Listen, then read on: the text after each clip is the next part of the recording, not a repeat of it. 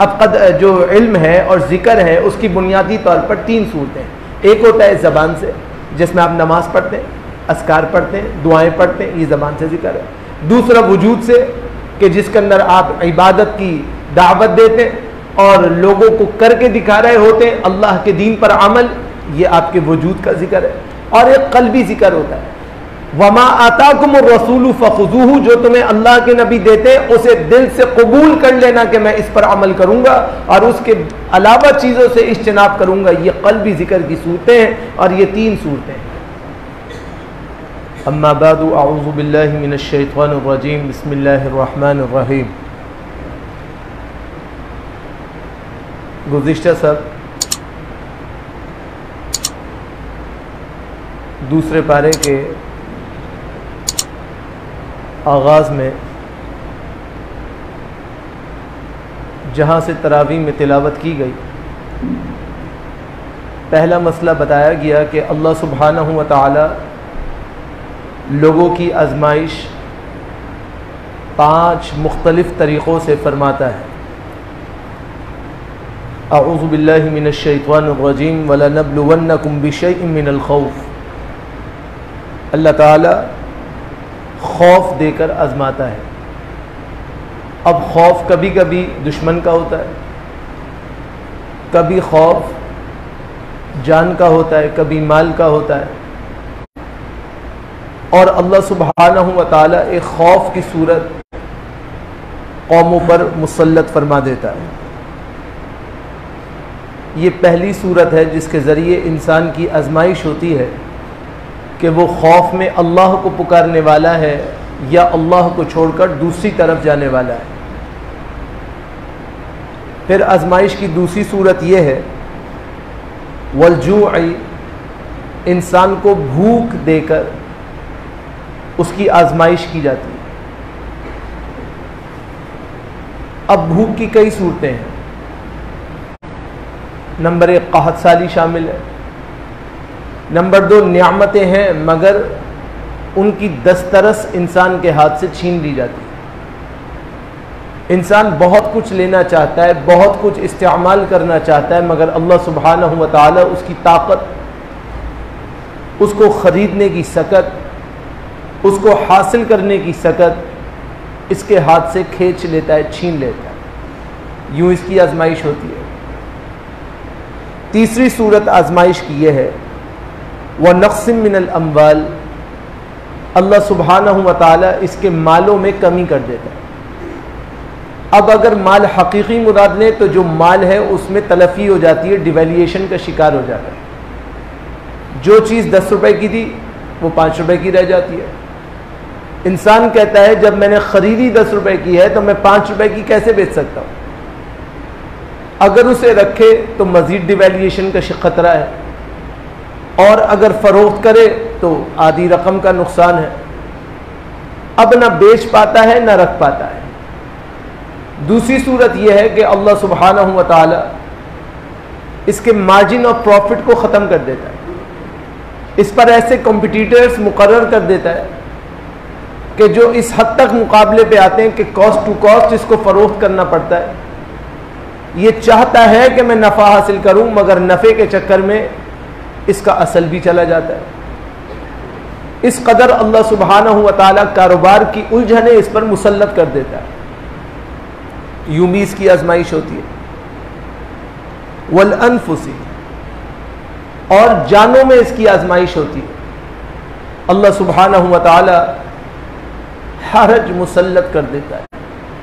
रसूलुल्लाह सल्लल्लाहु अलैहि वसल्लम फरमाते हैं, सही बुखारी की रिवायत है, कि क़यामत से पहले जो सबसे बड़ी अलामत वाक़े होगी वो हरज होगा।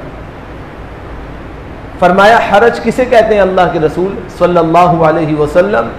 फरमाया अल-क़त्लु अल-क़त्लु। हरज अरबी ज़बान का लफ्ज़ नहीं है। इसको रसूलुल्लाह सल्लल्लाहु अलैहि वसल्लम ने ख़ुद वज़ाहत फरमाई कि इसका मतलब है क़त्ल व गारतगरी बहुत ज़्यादा आम होगी। नफ्सों में कमी से मुराद ये है कि ऐसा वक्त आएगा जो रसूलुल्लाह सल्लल्लाहु अलैहि वसल्लम ने फरमाया कि मारने वाले को पता नहीं होगा कि मैं क्यों मार रहा हूँ, मरने वाले को पता नहीं होगा कि मैं क्यों मर रहा हूँ। एक कत्ल व गारत गरी का मैदान आम कर दिया जाएगा कि सब एक दूसरे के खून के, जान के, माल के, इज्जत के, आबरू के दुश्मन बन जाएंगे। हर शख्स ये ख्वाह होगा कि बस मुझे मेरा नफा हासिल हो, सामने वाले की जान जाती है तो जाए, माल जाता है तो जाए, इज्जत जाती है तो जाए, मुझे मेरा मकसूद हासिल हो जाए। यूं अल्लाह सुब्हानहू व तआला आजमाइश फरमाएगा। और आखिरी आजमाइश की सूरत यह होगी वस्समरात, अल्लाह सुब्हानहू व तआला इनामात में, फलों में आजमाइश करेगा। ये आजमाइश की सूरत यह है जैसे कि आपने गुज़िश्ता दिनों में सुना कि बेमौसम की बारिश हुई, बेमौसम की ज़ालाबारी हुई। बज़ाहिर बारिश और ज़ालाबारी अल्लाह की नियामत है, लेकिन ये कब हुई कि फसल तैयार थी, कटने के करीब थी, अल्लाह ने मूसलाधार बारिश बरसाई, खड़ी फसलें तबाह हो गई। और अल्लाह सुब्हानहू व तआला की तरफ से आजमाइश आ गई। फल थे, इंसान के इख्तियार में था, इंसान उनको लेना चाहता था, मगर उसकी दस्तरस में आते आते अल्लाह ने छीन लिया। यूं इसकी आजमाइश हुई कि ये अल्लाह की तरफ जाता है या नहीं जाता। जो अल्लाह की तरफ पलटेगा, अल्लाह कहता है वबश्शिरिस स्वाबिरीन, ऐसे सब्र करने वालों के लिए हमने खुशखबरियां रख दी हैं।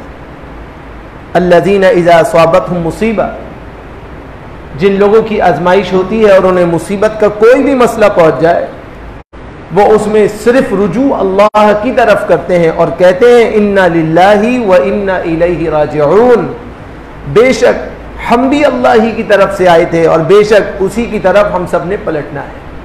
जब रुजू अल्लाह की तरफ हो, खुशी और गमी की निस्बतें अल्लाह की तरफ हो जाएं, निस्बत में अल्लाह की तरफ पलटना शुरू हो जाएं, तो अल्लाह कहता है उलाइका अलैहिम स्वलावातुम मिर रब्बिहिम, ये वो लोग हैं जिन पर अपने रब की तरफ से इनामात हैं, व रहमतुन, और इनामात के साथ साथ अल्लाह की रहमतें हैं इन पर, व उलाइका हुमुल मुहतदून, और ये कामयाब और कामरान होने वाले हैं। तो कामयाबी और कामरानी के लिए ज़रूरत क्या है कि अल्लाह की तरफ से इनामात का हुसूल हो और अल्लाह की तरफ से रहमत का हुसूल हो। और ये तीनों चीज़ें उस वक्त मिलती हैं जब आजमाइशों पे इंसान जज़ा फ़ज़ा करने के बजाय स्वाबिर हो जाता है। इसीलिए रसूलुल्लाह सल्लल्लाहु अलैहि वसल्लम ने सब्र के बारे में फरमाया कि इन्न सब्र ज़ियाउम मिनल जन्नती, ये जो सब्र करना है ये आम बात नहीं है। ये सब्र क्या है? ये जन्नत की रोशनियों में से एक बुनियादी रोशनी है। और सब्र कब करते हैं? अब एक सब्र ये है जो हमारा सब्र है, और एक सब्र वो है जो शरीयत ने मुकर्रर किया है। हमारी नौइयत ये है कि हम सब चूंकि एक जैसे हैं, हम जज़ा फ़ज़ा भी करते हैं और बाद में चुप होकर बैठ जाते हैं कि हम तो सब्र करने वाले। नहीं, ये सब्र नहीं। रसूलुल्लाह सल्लल्लाहु अलैहि वसल्लम के पास एक खातून का गुज़र हुआ। रसूलुल्लाह सल्लल्लाहु अलैहि वसल्लम ने देखा कि वो औरत एक कब्र पे बैठी हुई जज़ा फ़ज़ा कर रही है। रसूलुल्लाह सल्लल्लाहु अलैहि वसल्लम ने उसे कहा बीबी रुक जाओ, ये काम यहाँ नहीं करो। वो पहचानी नहीं कि कौन है। उसने कहा अगर ये गम आप पर गुजरता तो मैं आपसे पूछती, मेरा बेटा, जवान बेटा फौत हो गया, इसके गम में मैं मुब्तला हूँ, आपके साथ ये बात होती तो मैं पूछती। और ये कहा रसूलुल्लाह सल्लल्लाहु अलैहि वसल्लम वहाँ से तशरीफ़ ले गए। कुछ देर बाद लोग आए और पूछा कि भाई ये तुमने अल्लाह के नबी अलैहिस्सलाम से क्या गुफ्तगू की है? उसने कहा ये अल्लाह के रसूल थे सल्लल्लाहु अलैहि वसल्लम, मैं नहीं पहचान पाई। माज़रत करने के लिए दौड़ी, बिला इजाज़त घर में दाखिल हो गई। रसूलुल्लाह सल्लल्लाहु अलैहि वसल्लम से मुआज़रत की कि मैं तो साबिरा हूँ, सब्र करने वाली हूँ, बस बेटे का गम है। ज़बान से कलिमात निकल गए और बर्दाश्त से बाहर बात हो गई, तो मैंने जानबूझ के ये अमल नहीं किया, बस मुंह से निकल गया, आप मुझे माफ़ कर दीजिए। रसूलुल्लाह सल्लल्लाहु अलैहि वसल्लम ने मसला फरमाया इन्न सब्र इंद सदमतिल ऊला, जब सदमा पहुंचे उस वक्त सब्र करना सब्र होता है, उसके बाद सब्र करने का वो अजर नहीं जो आजमाइश के वक्त सब्र करने पर मिलता है। और इंसान इस बात के लिए तैयार हो कि जो अल्लाह की तरफ से आया है वो अल्लाह की तरफ वापस पलटेगा, रुजू अल्लाह की तरफ करे और पलटे अल्लाह की तरफ, तो इंशाअल्लाह कामयाब और कामरान होगा। फिर अल्लाह रब्बुल आलमीन आगे फरमाता है यसअलूनका अनिल खम्रि वल मैसिर अल्लाह के नबी, लोग आपसे सवाल करते हैं शराब के बारे में और लोग आपसे सवाल करते हैं जुए के बारे में। कुल फीहिमा इस्मुन कबीर, आप कह दीजिए कि इन दोनों मामलात में बहुत बड़े बड़े गुनाह हैं और दुनियावी मनफियात के एतबार से व मनाफ़िउ लिन्नासी, इसमें लोगों के लिए बड़े नफ़े रखे गए हैं। इंसान जितना हराम काम करेगा उसके नफ़े इतने बढ़ेंगे। ये भी अल्लाह की तरफ से एक आजमाइश है कि अल्लाह देखना चाहता है कि तुम हलाल में रहते हो या तुम गैर हलाल तरीक़े को अपनाते हो। अगर रुजू इल्लाह करेंगे तो अल्लाह की आजमाइश आएगी, मगर अल्लाह दुनिया में भी सुरखरू करेगा, आखिरत में भी इंशाअल्लाह सुरखरू करेगा। और हराम आमदनी में लगेंगे, ख्वाह वो कोई भी चीज़ हो, तो उसकी दुनिया भी बर्बाद हो जाएगी और आखिरत भी बर्बाद हो जाएगी। यहाँ पर एक मसला समझ लीजिए, रसूलुल्लाह सल्लल्लाहु अलैहि वसल्लम की हदीस है सुनन अरबा में, अल्लाह के नबी अलैहिस्सलाम ने फरमाया कि शराब बेचना हराम है। सबको पता है शराब बेचना हराम है, शराब पीना हराम है, शराब खरीदना हराम है। ठीक है जी। अब एक शख्स आता है, वो कहता है मुझे अंगूर चाहिए। अंगूर बेचना भी हलाल, अंगूर खाना भी हलाल, अंगूर का इस्तिमता भी हलाल, बिल्कुल हलाल है। लेकिन वो शख्स आन के ये कहता है कि मुझे अंगूर चाहिए और इस अंगूर से मैं शराब बनाऊंगा, तो उस हलाल अंगूर को बेचना हराम है, क्योंकि वो एक हराम चीज की बनावट में इस्तेमाल होगा और उस हराम चीज की बनावट में इस्तेमाल होकर अल्लाह की नाफरमानी के काम में इस्तेमाल होगा, तो वो हलाल चीज भी बेचना मना है।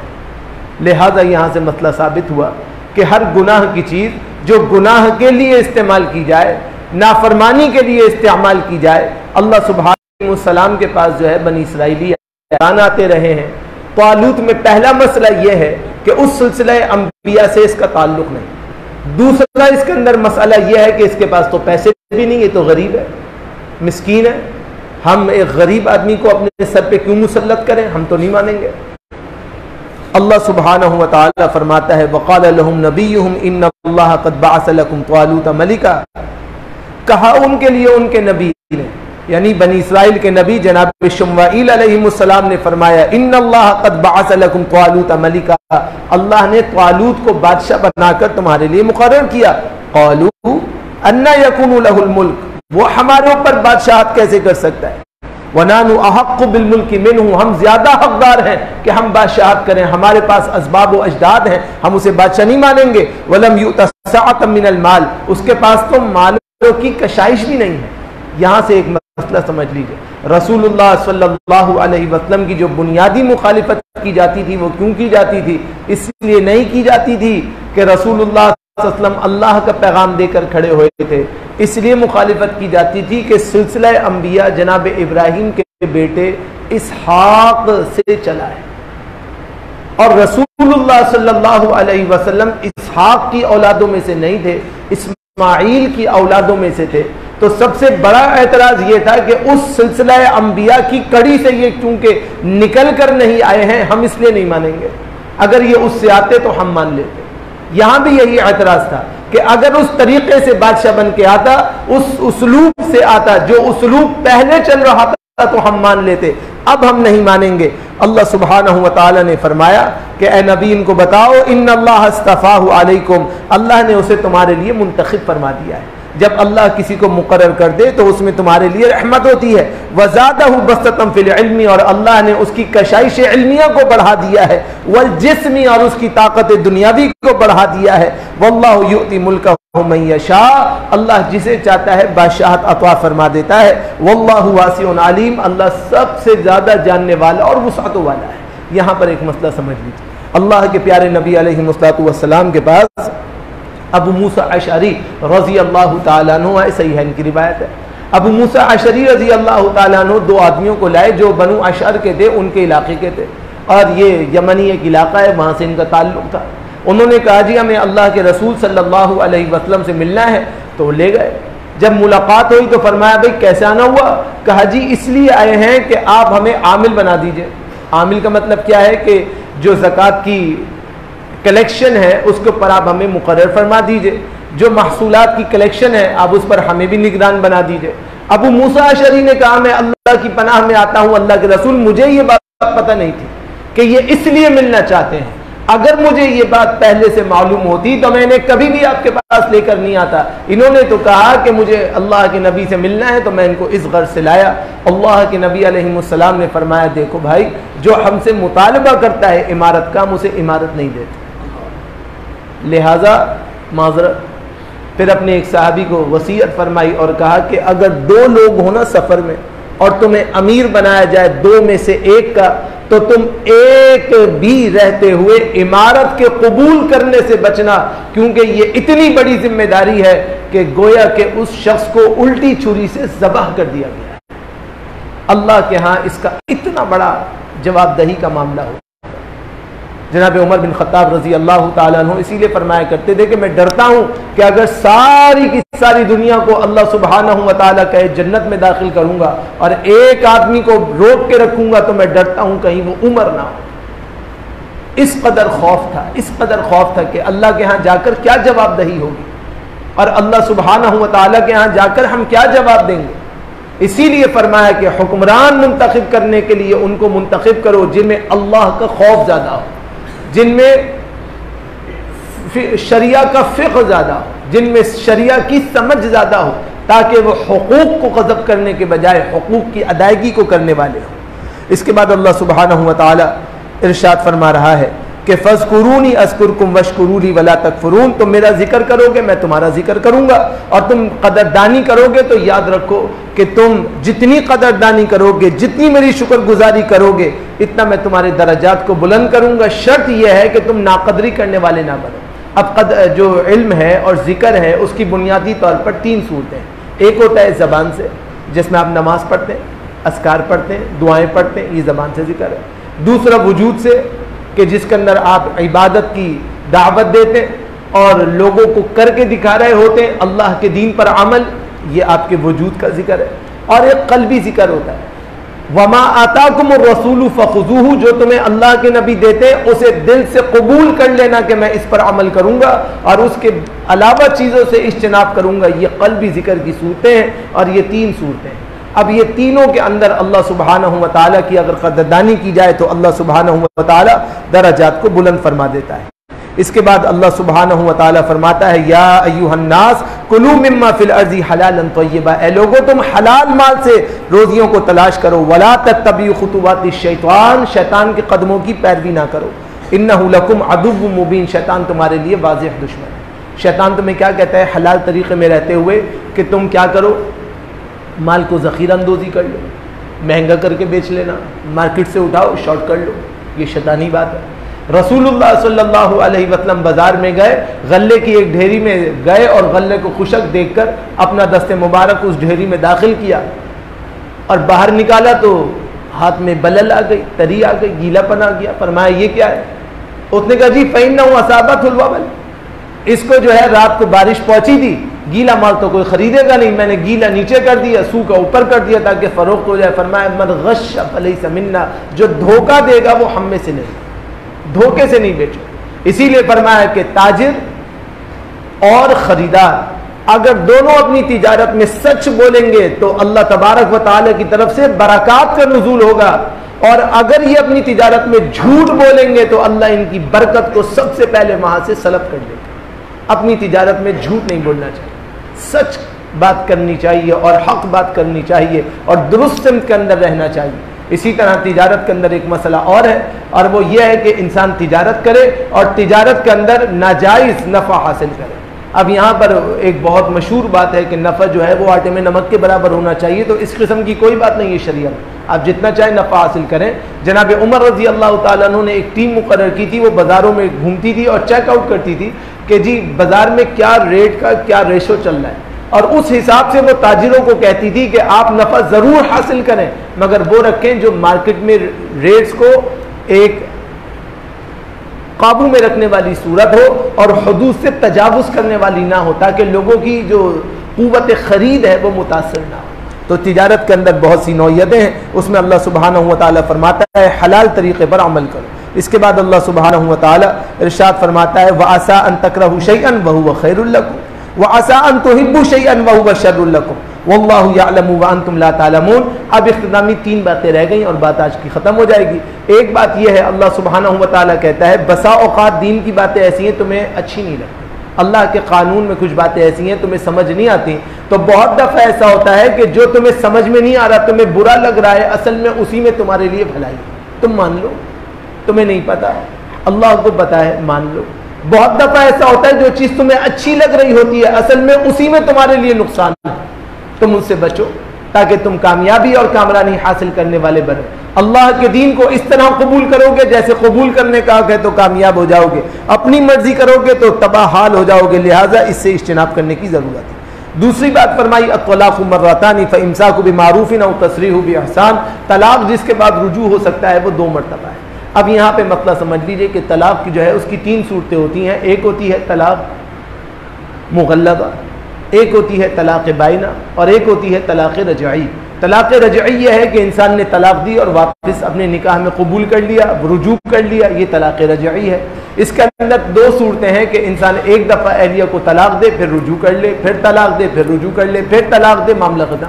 तलाक़ बाइना यह है कि रुजू करना चाहता था मगर रुजू नहीं किया, दौरान इद्दत जो है वो पूरा गुजार दिया, तो अब ये निकाह आर्जी तौर पे मुअत्तल हो गया। अब तजदीद निकाह के साथ वापसी होगी, रुजू नहीं हो सकता क्योंकि इद्दत में जो रुजू की गुंजाइश थी इसने वो ख़त्म कर दी। इसको तलाक़ बाइना कहते हैं। बाइन हो गई, हाइल हो गई, रुकावट बन गई वापसी जाने में जब तक कि तजदीद निकाह ना हो। तीसरी सूरत तलाक़ मुग़ल्लज़ा की है। तलाक़ मुग़ल्लज़ा ये होती है कि तीसरी और आखिरी तलाक दी जाए और निकाह से फारिग कर दिया जाए और यूँ कहा जाए कि भाई अब आप मेरी अहलिया नहीं रही, 2 तलाक़ें पहले दे दी और ये तीसरी तलाक दे दी। अब यहाँ तलाक के मसले में समझ लीजिए कि सबसे बड़ा मसला यह है कि एक वक्त में 3 तलाक़ें होती हैं, अगर 3 दफ़ा कही जाए या एक होती है। तो हम किसी की भी बात नहीं करेंगे, हम कुरान करीम की बात करेंगे।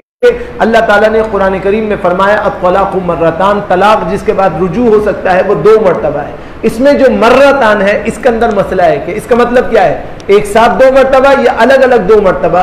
तो इसकी तशरीह हम अल्लाह से पूछ लेते हैं। अल्लाह सुब्हानहु व तआला खुद कुरान करीम में फरमाता है अफला यरौना अन्नहुम युफ्तनूना फी कुल्लि आमिन मर्रतन औ मर्रतैन। क्या लोग गौर फिक्र नहीं करते कि इन्हें साल में 1 मरतबा आजमाया जाता है या 2 मरतबा आजमाया जाता है? तो आजमाइश की सूरतें दोनों साथ मिली हुई तो नहीं होती, एक दफ़ा फिर वक्फा होता है, फिर दूसरी मरतबा। अल्लाह मुख्तलिफ सूरतों में आजमाते हैं। वही मर्रतान वही मर्रतैन दोनों एक ही चीज़ है। अल्लाह सुब्हानहु व तआला यहाँ पे फरमा रहा है कि मर्रतान का मतलब यह है एक दफ़ा कहे, फिर वक्फा, फिर दूसरी मरतबा कहे।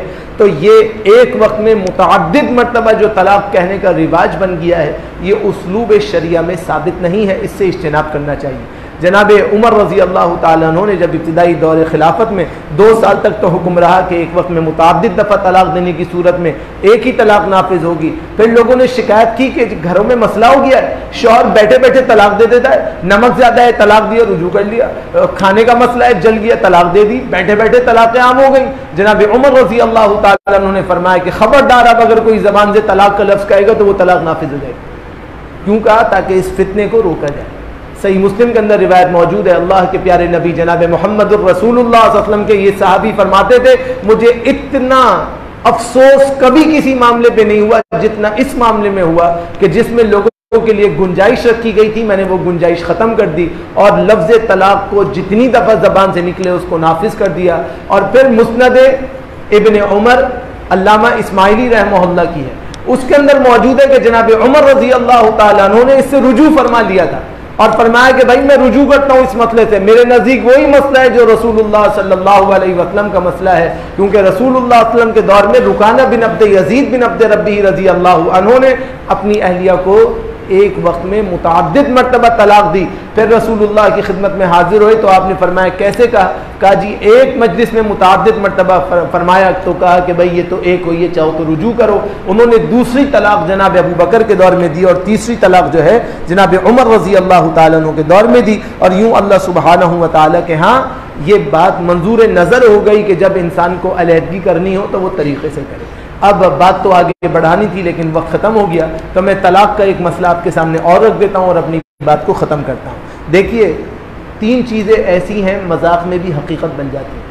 रसूलुल्लाह सल्लल्लाहु अलैहि वसल्लम ने फरमाया 3 चीज़ें ऐसी हैं हकीकत में भी हकीकत है, मजाक में भी हकीकत है। जिद्दुहुन्न जिद्दुन व हिज़्लुहुन्न जिद्दुन।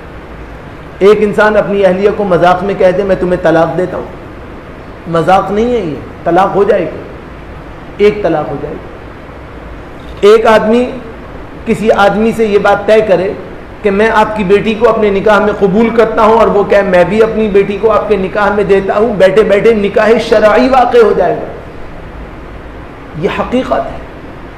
तीसरा, इंसान के पास गुलाम हो और वो गुलाम को आज़ाद कर दे और कहे मैंने तुम्हें आज़ाद किया, जाते हुए उसको वापस बुलाए मैं तो मजाक कर रहा था, अब वापसी की कोई सूरत नहीं, ये आज़ाद हो गया। ये तीन चीज़ें इंतहाई अहम हैं और शैतान इन तीनों चीज़ों में बाकी हो जाता है। आदमी गुस्से में अपनी अहलिया को बार बार कहता है मैं फारिग कर दूंगा, मैं फारिग कर दूंगा, मैं फारिग कर दूंगा, मैं छोड़ दूंगा। एक दिन शैतान निकलवा देता है मैं छोड़ता हूं, छोड़ दिया मैंने, मामला खत्म हो गया।